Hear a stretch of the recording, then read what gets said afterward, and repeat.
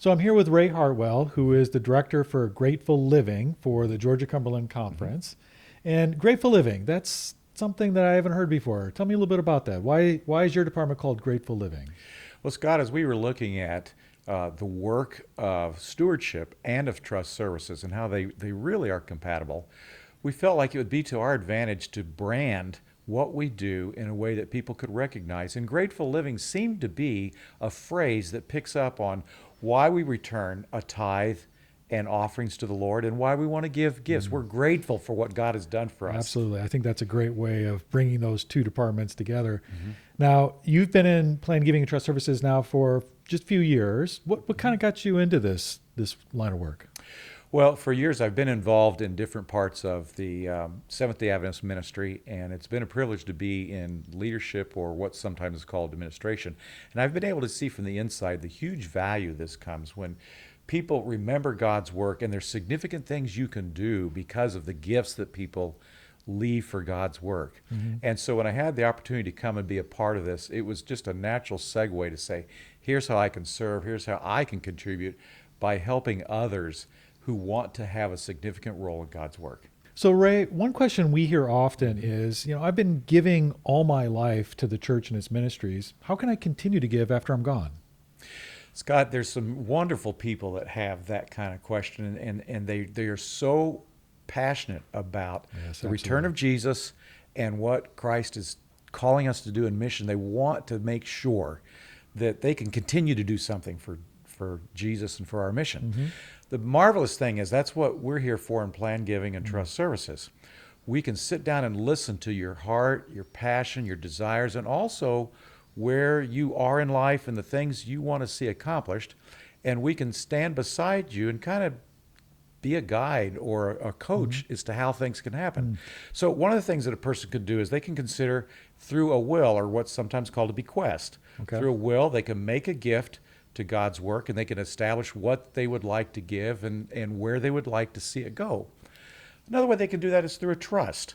They can establish a trust, and during their life, if they choose, they can be not only the trustor putting assets into the trust, but they can be the trustee directing how the assets can be used. And then when they no longer need the assets in the trust, which means when we've passed on, they can designate how those assets would go into God's work. Okay. And what I heard you say earlier is that the people you're working with, they're in charge, and you're just there Exactly. to help them understand the various options and what will work best for them. And I know that there are some differences between a will and a trust, but that's what you're there for. Exactly. Help, Exactly. help them understand the differences, but in the end, the gift will still go to where they want it to go. It will go where they want it to go. In fact, I remember a fun experience just last year with a couple that wanted to do that. Would you like for me to share that with Oh, you? yeah. Please share with us. Okay. So we visited a couple, one of my field reps and I visited a couple that live on a beautiful setting on the side of a mountain overlooking Smoky Mountain National Park. It was kind of a modest home, but the property is $1 million property just for the view, as far as I'm concerned. He was a retired engineer from the Chrysler Motor Company, and she Okay. was a retired public school teacher.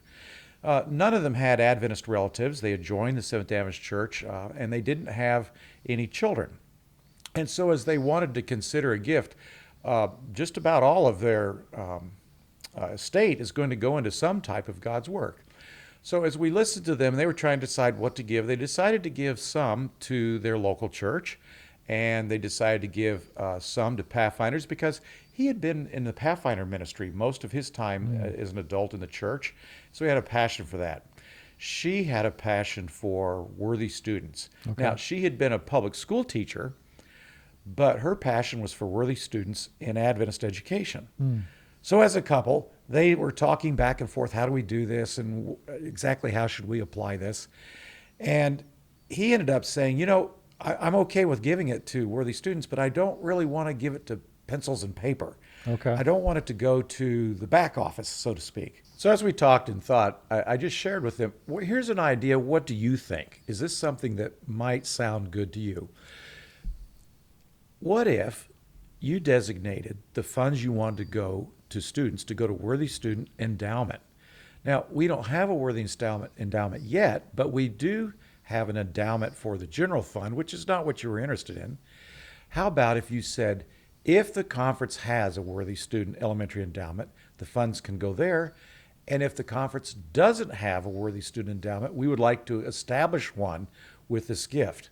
Okay. Oh, they loved that. They thought that was marvelous, and Yeah. they're very excited about that. That sounds like a great idea. So you were listening to what they were passionate about, Yes. and you were coming up with a creative idea so that Yes. they could still accomplish what their goals were, Exactly. and not have it go to pencils and papers what they didn't want it to go towards. Right. So, but what was the administration's response? Were they okay with that?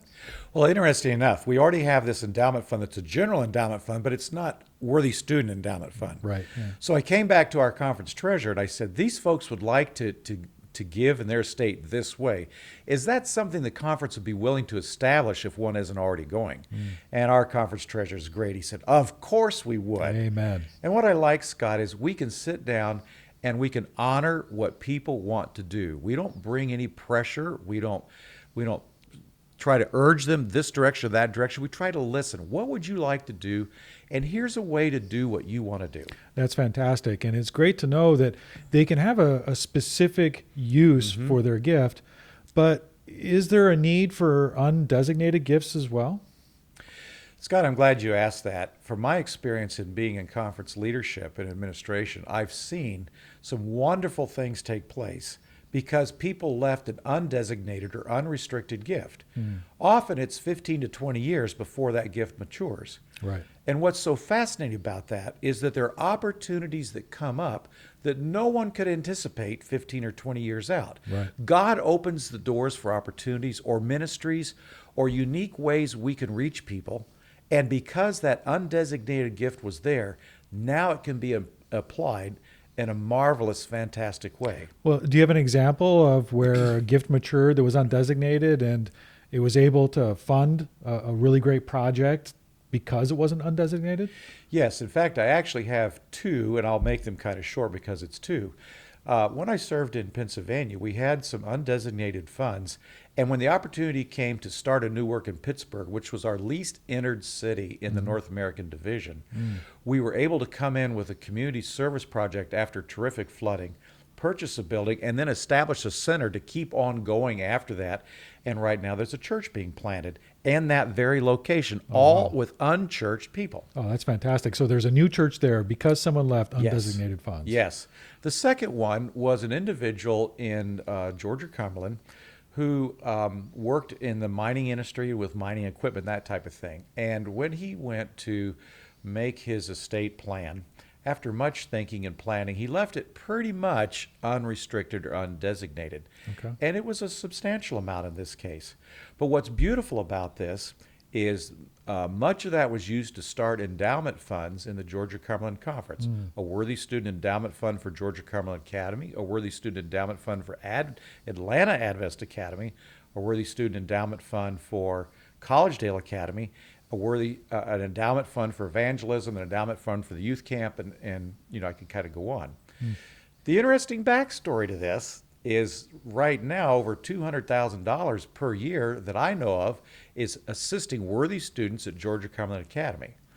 And last year and this year, one of those students is a relative of his, well down the line, but a relative of his. And it is a great support for her to be at Georgia Cumberland Academy. So someone put in an undesignated gift in their estate Yes. plan. Yes. It created these endowment funds, and now, unbeknownst to them, it wasn't set up this way, but a Right. family member is now benefiting as a result of it. No one saw that coming, but it's a joy to see it now. That's amazing.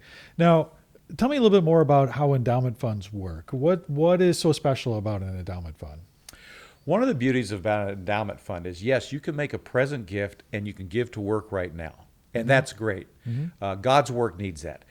The other beautiful thing, though, as an endowment fund is you make a gift now and it grows. And every year it pays into God's work a certain amount. And people continue to give to that, and the endowment grows larger, and it keeps paying. In our conference, it directly pays into God's work. We don't just sit on it. Okay. And there's a huge amount of money. Probably this year, at least $1 million will go straight into God's work Wow, $1 million. because of the endowment funds that people are continuing to add to. And we have people that are excited to say, I'm not just giving it once. I give it now, but it's like I keep giving because it keeps growing. Absolutely. So these funds are invested and then Yes. it continues on for many, many years. Yes. And there is a need for money to go directly into the ministry and be used, but there's also this tremendous blessing, $1 million a year Right. that's coming off of these investments that are in the endowment funds. We never stop needing to give present gifts, especially while we're alive.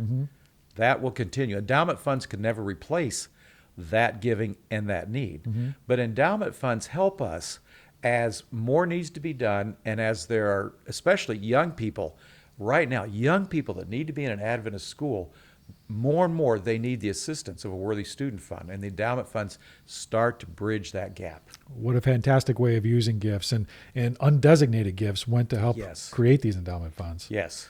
Well, Ray, thank you for sharing all of these wonderful ways that Grateful Living is helping support the mission of the Georgia Cumberland Conference. Pleasure to be with you, Scott, and a pleasure to work alongside of people that have generous hearts. Amen. Can we